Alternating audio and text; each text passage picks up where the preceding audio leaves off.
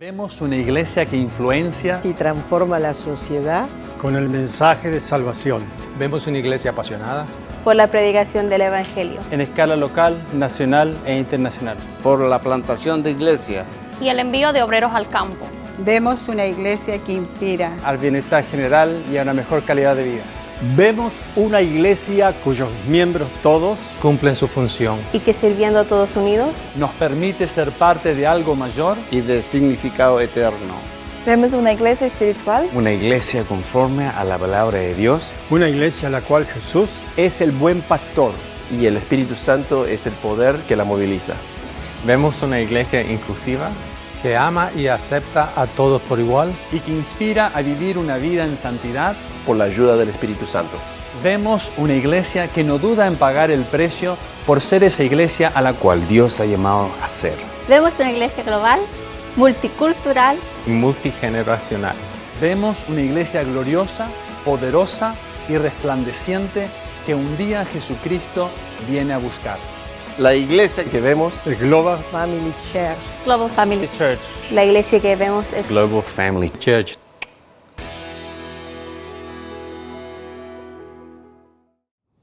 Hola, ¿cómo estás? Aquí Bruno Meister, pastor de la iglesia Familia Global. Estamos compartiendo estos domingos una serie llamada Señales del Fin. Comenzamos hace 2 domingos. Usted puede, a través de nuestro canal en YouTube, llegar a la serie Señales del Fin y escuchar los últimos 2 sermones. El primero, hablamos de 3 señales. El señal de los falsos profetas. Jesús nos dice que antes de su venida habrá muchos falsos profetas, falsas religiones, mucha gente chanta, sinvergüenza, que usa poderes tal vez astutos del hombre, pero también muchos poderes sobrenaturales de demonios, espíritus inmundos, y hacen mal a la gente, engañan a la gente. El diablo es padre de mentira, experto en mentir, en engañar, y siempre mezcla, se muestra como un ángel de luz a fin de que podamos morder la carnada y así poder atraparnos y hacer daños. Jesús no habló de esto, de que antes de su venida esto iba a sobreabundar. También nos habló de las guerras y hablábamos de cómo las naciones, como nunca, se han equipado con armas nucleares, aviones, ametralladoras, tanques de guerra. Y usted lo sabe muy bien, con solo mirar la noticia nos damos cuenta de la tensión que hay en el mundo y cómo las naciones se preparan para salir a pelear. Señales del fin, la guerra. Hablamos de las pestes. Peste es una enfermedad contagiosa que lleva a mucha gente a la muerte. Así como el coronavirus, la peste es una señal del fin y está al frente de nuestros ojos. También vimos como señal el domingo pasado las manifestaciones extraordinarias de la naturaleza. Vemos los terremotos, los maremotos, lo que pasó en Indonesia con el tsunami, casi 200.000 personas que murieron. La naturaleza nos grita a falta del cuidado del hombre en primer lugar, porque Dios nos encargó a nosotros la administración de la naturaleza, cuidarla, pero hemos contaminado tanto el cielo, el aire, el agua, y muchas de las cosas vienen por nuestra propia cuenta. Muchos de los daños que sufrimos hoy de la naturaleza vienen por nuestra propia cuenta. A veces también Dios usa para disciplinar, para castigar a aquellos que necesitan disciplina. En sus manos está la lluvia, en sus manos está la naturaleza y Él controla la naturaleza. También hablamos de que otra señal del fin es la rebelión del hombre hacia Dios. Y esto es muy común de verlo. El hombre se ha rebelado contra Dios. El hombre se ha vuelto egoísta, egocéntrico, busca lo suyo, busca ser su propio Dios, niega la existencia de Dios. Y esto nos está diciendo de que Jesús está pronto. Jesús nos está diciendo, estas son señales del fin. Y hoy quisiera terminar esta serie con 3 señales más importantes. La primera de ellas, el aumento de la ciencia. Daniel capítulo 12, versículo 4 dice, pero tú, Daniel, cierra las palabras y sella el libro hasta el tiempo del fin. Muchos correrán de aquí para allá y la ciencia se aumentará. Yo estuve prestando atención a los aumentos de la ciencia y estuve investigando. Y me quedé un poco asombrado. Nosotros estamos tan acostumbrados ahora a ver autos, ver un celular, una computadora, ver tecnología por todos lados, que nos da la sensación de que estuvieron siempre. Pero yo me quedé con la boca abierta al descubrir que solamente en los últimos 200 años de la historia de la humanidad, estos inventos fueron hechos.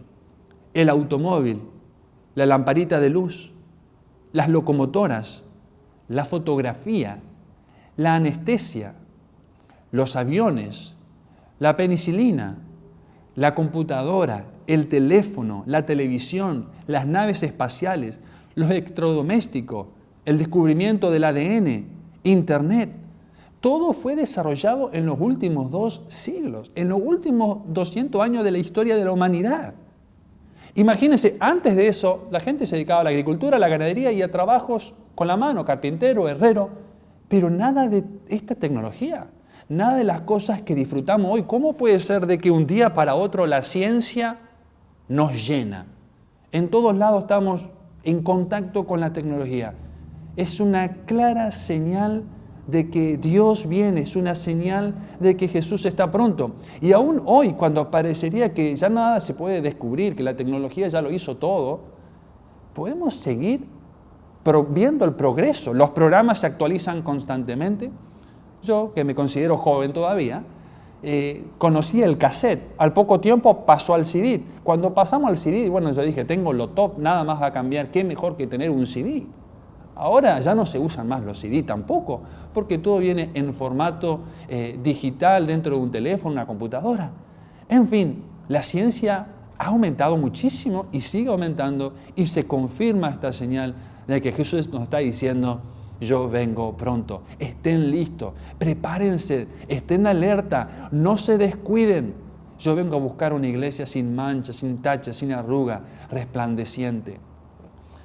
La segunda señal que hoy quiero compartirle es la persecución de la iglesia. Los discípulos le preguntan a Jesús y le dicen, ¿cuáles serán las señales del fin? Y Jesús le dice, entonces os entregarán a tribulación y os matarán y seréis aborrecidos de todas las gentes por causa de mi nombre.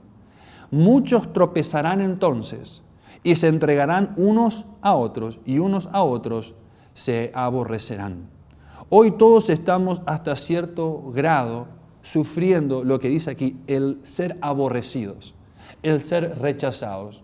Ya sea acá, en Australia, en Argentina, en Sudamérica, vemos frecuentemente ataques. En muchas de las iglesias se hacen grafitis, se rompen vidrios, inclusive en el año pasado muchas de las iglesias en Latinoamérica fueron quemadas.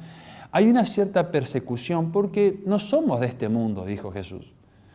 Nuestra ciudadanía está en el cielo, acá estamos como pasajero y peregrino y el mundo nos rechaza porque nuestros valores son divinos, vienen de las Sagradas Escrituras. Y los valores y la enseñanza del Señor no cambia, aunque cambie el mundo, cambia la sociedad. Lo que Dios dijo que está bien hace 2000 años atrás, sigue siendo bien hoy. Lo que Dios dijo que está mal hace 2000 años atrás, sigue estando mal hoy. Pero el mundo dice que todo es relativo, ¿no? Y nosotros creemos en verdades absolutas. Entonces, cuando yo comparto con alguien respecto a asuntos controversiales, críticos, entonces nos damos cuenta de que nos rechazan, que no nos quieren escuchar, nos ponen carteles, nos dicen fanáticos. Un rechazo, tal vez no sea extremo, pero sí hay persecución extrema en otros países. Los 5 países donde hoy la iglesia más perseguida es Corea del Norte, donde por solo tener una Biblia, toda la familia es exterminada, es ejecutada. Corea del Norte, Afganistán, Somalia, Pakistán, Irak, hasta el año pasado estaba como uno de los países más extremos hasta que el Estado Islámico fue echado fuera de esa zona, pero aún así sigue teniendo persecución. Y también en Marruecos y en países islámicos donde ser cristiano puede costar la misma vida y muchos cristianos hoy en el mundo están dando su vida a causa del nombre de Jesucristo. Como dijo, por causa de mi nombre, por llamar a Jesucristo Señor, a causa de ello, muchos hoy están entregando sus vidas. Yo les he dicho y les comparto siempre mis experiencias en Camboya, que las atesoro en mi corazón, y hablar con jóvenes de que por ser ahora cristiano, si bien la ley no los lleva presos, no los tortura, no los ejecuta, sus familias sí los rechazan y ya no los invitan a la mesa. Hay un precio que pagar por ser cristiano muchas veces. Hoy en día 245 millones de cristianos en el mundo sufren persecución extrema. Mis hermanos, que nuestra libertad contribuya a la libertad de otros, que nuestra libertad para orar nos sirva para orar por nuestros hermanos en Cristo que hoy están sufriendo persecución.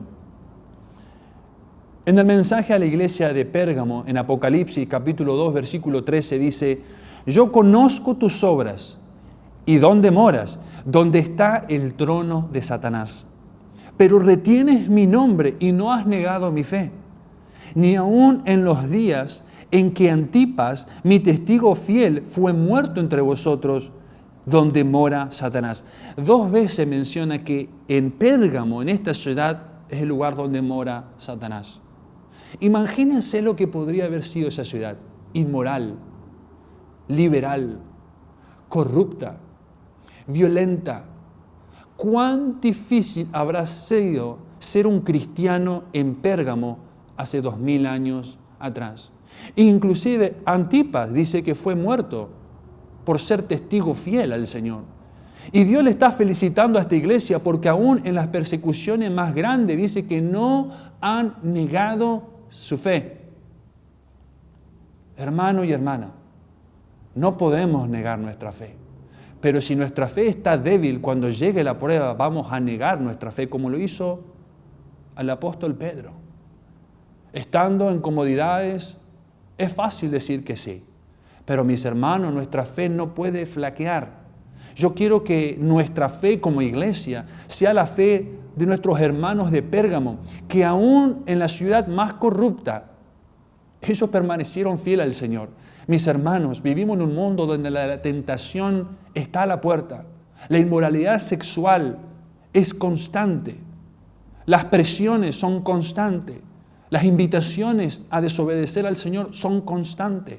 Donde todo el mundo lo hace. El Señor nos dice, nosotros somos un pueblo especial.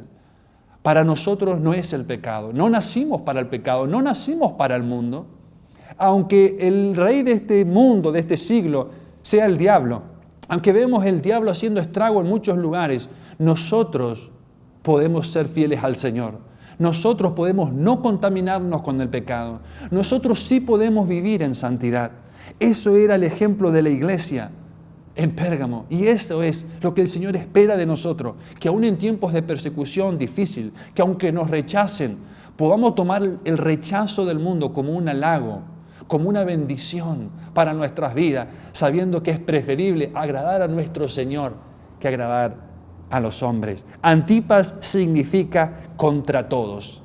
Antipas estaba contra todos.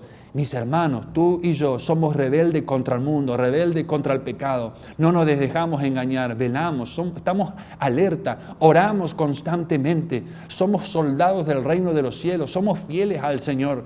Podemos estar contra el sistema, así como lo estuvo la iglesia de Pérgamo. La tercera señal y última, el Evangelio será predicado en todo el mundo. Jesús dice, Mateo 24:14, y este Evangelio del reino será predicado en todo el mundo para testimonio a todas las naciones, y entonces vendrá el fin. ¡Qué gran promesa! ¿Qué es lo que está diciendo Dios? Que el fin del mundo, la venida de Cristo, va a ser en un momento en que el Evangelio, la palabra del Señor, las buenas noticias de su amor para con el mundo, va a llegar a todas las naciones de la tierra. ¡Qué tremenda noticia! Mis hermanos, lo que comenzó con un grupo de 12 discípulos hace 2000 años atrás, hoy está casi en todos los países del mundo. Y esto es un cumplimiento profético. Y en parte a consecuencia de la segunda señal de la venida de Cristo que le compartí hoy, a consecuencia de la persecución de la iglesia. ¿Sí? El apóstol Pedro le escribe su carta a los expatriados. Dice, de la dispersión en el Ponto, Galacia, Capadocia, Asia y Bitinia, elegidos del Señor. Sería, debido a la persecución que sufrió la iglesia primitiva, estos cristianos se fueron para todos los lugares. Y el apóstol Pedro se acuerda de ellos, le escribe una carta, le da ánimo, porque ellos dejaron sus familias, dejaron sus pertenencias, su casa y viajaron tomados de la mano de sus hijos, de sus bebés. Escaparon en el monte, en el campo, en caminos inseguros. Se fueron huyendo de la persecución, pero no negaron su fe. Y mientras iban, predicaban el Evangelio. Hechos capítulo 8, versículo 1, dice que hubo una persecución muy grande en Jerusalén. Y que los discípulos y los cristianos se esparcieron predicando el Evangelio. Aún la persecución hace que la iglesia crezca. Y eso es lo que está sucediendo hoy en el mundo. En muchos lugares, bajo persecución, el Evangelio está creciendo. En China hay millones de cristianos. En Irán hay millones de cristianos. Increíble. ¿Quién diría años atrás que estos países tendrían tantos cristianos? Mis hermanos, cuando yo hablo de esto, mi corazón se llena de alegría, porque lo primero que pienso es en Camboya. Camboya está en nuestros corazones. Mis hermanos, pensar que Camboya, hace 60 años atrás, era un país comunista, gobernado por un dictador, que exterminó a 1/3 de la población, más de 2 millones de personas, que no se podía tener ningún culto, tanto cristianos, budistas, musulmán, cualquier religión era perseguida hasta la muerte. Las puertas completamente cerradas al Evangelio.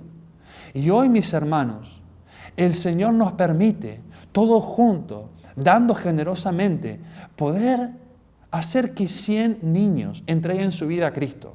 Abrirle un centro donde en Camboya hoy se puede predicar el nombre de Jesucristo. Donde podamos evangelizar su familia, donde podamos ser luz. Mis hermanos, esto es una señal profética de la venida de Cristo. Cuando antes no podíamos llegar a esos países, ahora podemos llegar. Y lo mismo está pasando con otros países del sur de Asia. Países que eran completamente cerrados al Evangelio. Hoy tienen las puertas abiertas. Y está sucediendo hoy. No sucedió en otro momento de la historia. Y esto es lo que nos está diciendo Cristo viene pronto. ¡Qué bendición tan grande! A veces me preguntan, o me han preguntado un par de veces, ¿por qué Camboya y no otros países? Que hay tantos países con tanta necesidad. Y lo que está en mi corazón es, Camboya es especial. Porque en muchos otros países puede que haya necesidad, pero conocen de Jesucristo. Hay una iglesia a la vuelta, en el barrio. Pero en Camboya se cumple la profecía que Dios nos dijo, que es necesario que el Evangelio llegue a terrenos donde nunca ha llegado antes. Y qué bendecido que somos nosotros, qué honrado que somos nosotros para poder ser parte del cumplimiento profético, de llevar el Evangelio a lugares donde la gente nunca escuchó el nombre de Jesús, donde nunca pudieron leer la Biblia. Mis hermanos, qué bendición tan grande. Jesucristo viene pronto. Segunda de Pedro 3:9 dice, el Señor no retarda su promesa, según algunos la tienen por tardanza, sino que es paciente para con nosotros, no queriendo que ninguno se pierda, sino que todos procedan al arrepentimiento. Mis hermanos, mis hermanas, no es que Dios se olvidó de venir a buscar a su iglesia. Lo que el Señor está diciendo, hay gente que todavía se tiene que salvar. Hay naciones que el Evangelio todavía tiene que llegar. Hay pueblos, aldeas, comunidades que el Evangelio todavía tiene que llegar. Hay vecinos tuyos, hay parientes tuyos, hay compañeros de trabajo tuyos, hay amigos de antes tuyos que todavía se tienen que salvar, que si el Señor viniera hoy se pierden eternamente.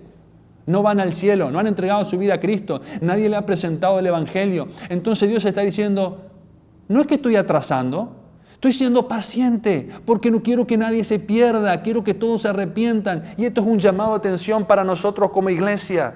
Hay gente al lado nuestro que todavía necesita que le prediquemos y el Señor cuenta con nosotros. Juan capítulo 4, versículo 35 dice, ¿no decís vosotros aún falta 4 meses para que llegue la siega? He aquí os digo, alzad vuestros ojos y mirad los campos, porque ya están blancos para la siega. Dice, alzad los ojos. Mis hermanos, ¿saben por qué a veces no cosechamos? Porque estamos sembrando siempre en el mismo lugar, donde la tierra está árida, seca, hay espinos y no da fruto. Por eso Jesucristo está diciendo, alcen los ojos y miren, cuando alguien te cierra la puerta, alguien más te la va a abrir, no sigas insistiendo. Jesús dijo, vayan, prediquen. Cuando lleguen a una casa, si no los escuchan, sacúdanse el polvo de sus pies y sigan predicando. Si alguien me rechaza, no significa que tengo que dejar de compartir el Evangelio. Significa que hay alguien más que me está esperando. ¿Sabías que hay alguien que te está esperando que tú le hables de Cristo? ¿Sabías que hay gente, amigos tuyos, que si hoy Dios viniera a buscarnos, no serían salvos? Y el Señor nos está diciendo que Él quiere usarnos nosotros como obreros, que la cosecha está lista. Mis hermanos, yo pienso en Camboya. La plata que nosotros invertimos en Camboya, si la invirtiéramos acá en Australia, posiblemente ganaríamos un alma, 2 almas, muy poco. Pero esa pequeña inversión que nosotros hacemos en Camboya ha producido de entrada que 100 niños se conviertan al Señor. Ha producido que inmediatamente tengamos influencia a 100 familias. Nos abre el camino al futuro poder asentarnos y abrir una iglesia, sostener un ministerio en Camboya. ¿Por qué? Porque miramos bien. Cuando nosotros miramos bien, Dios nos va a usar. Vamos a ver fruto. Pero si insistimos en lugares secos, donde hay rechazo, perdemos el tiempo. Mis hermanos, en una ocasión, el apóstol Pablo quería predicar el Evangelio. Esta historia la encontramos en Hechos capítulo 16, versículo 6. Y dice que primero quería ir a Asia, pero el Espíritu Santo se lo prohibió. Después quería ir a Bitinia, y dice que el Espíritu Santo se lo prohibió. Y él quería ir a predicar las buenas noticias. Pero dice que después tuvo una visión en la noche, y había un varón macedonio que decía, por favor, pasa a ayudarnos. Mis hermanos, mientras hay gente que hoy te rechaza el Evangelio, mientras hay gente que hoy no quiere escucharte, quiero decirte que hay alguien que está mirando al cielo desesperado diciendo, ¿quién me va a dar una solución? ¿Quién me va a hablar de esperanza? ¿Quién va a tratar con todos mis pecados, con mi vida pasada? ¿Cómo puedo tener una conciencia tranquila después de lo que hice? Hay gente, hay alguien que quiero decirte que está esperando de que tú le hables de corazón a corazón. Mis hermanos, Mateo 9, versículo 36 dice, y al ver las multitudes, tuvo compasión de ellas. Tú tienes compasión de ellas. Cuando nos ponemos a pensar en un minuto toda la gente que hoy no está en Cristo, ¿no sientes compasión por ellas? Jesús tuvo compasión por ellas. Dice, porque estaban desamparadas y dispersas como ovejas que no tienen pastor. Entonces dijo a sus discípulos, a la verdad la mies es muchas, mas los obreros pocos. Rogad pues al Señor de la mies que envíe obreros a su mies. Jesús está diciendo, no es que no hay mies. No es que no hay cosecha. Es pasa que los obreros no están. ¿Dónde están los obreros? ¿Dónde están esos obreros que tienen compasión? ¿Dónde están esos obreros que recuerdan de dónde Dios nos ha sacado? ¿Dónde están esos obreros que recuerdan que Dios por su gracia nos dio la vida eterna? Que no nos la ganamos nosotros mismos, que es un regalo del cielo. Mis hermanos, Dios cuenta contigo. Dios cuenta conmigo para hacer sus manos, para hacer sus pies, para hacer sus voz, para hablar las buenas noticias. Dios necesita obreros, la cosecha ya está lista. Mi hermano, quiero orar por ti, quiero bendecirte, pero sobre todo quiero pedirle al Señor que nos ayude a entender los tiempos, que podamos observar y que nos dé un corazón sensible a su palabra. Si sabemos que su venida está pronto, si sabemos que Él nos puede llamar a su presencia en cualquier momento, en primer lugar, nosotros debemos estar 100% con el Señor, 100% preparado. Y en segundo lugar, tenemos que tener un corazón con compasión para aquellos que todavía no son parte de la familia de Dios. Quiero decirte que hay muchos macedonios que tú conoces que hoy están clamando, pasa a ayudarme. La cosecha ya está lista. Responderás tú al llamado. ¿Quieres ser tú ese obrero por el cual muchas personas pueden ser salvas? Oramos. Padre Santo, gracias por tu palabra santa. Gracias porque no caminamos en la vida como quien no sabe a dónde camina. Gracias, Señor, porque caminamos en la vida no asustados de las circunstancias que nos rodean, porque tú ya nos hablaste de ellas y nos dijiste que pasarían estas cosas. Nos hablaste de falsos profetas, falsos hermanos. Nos hablaste de catástrofes naturales. Nos hablaste de guerras. Nos hablaste de pestes. Tú no hablas del avance de la ciencia. Tú nos hablas, Señor Jesús, de la persecución. Nada nos sorprende. Pero, Señor, todo esto nos debe animar y fortalecer a que como iglesia tengamos un corazón sensible, sabiendo que tú no quieres que nadie se pierda, pero que todos se arrepientan. Padre Santo, tú estás llamando por esos obreros y esas obreras, agradecidos a ti, que sean capaces de ponerse en la brecha, de levantar su mano y decir, Señor, cuenta conmigo. Voy a orar para que cuando se me cierre una puerta, se me abra otra puerta. Voy a orar para que en visiones de alguna forma Dios me muestre a qué persona debo compartirle el Evangelio.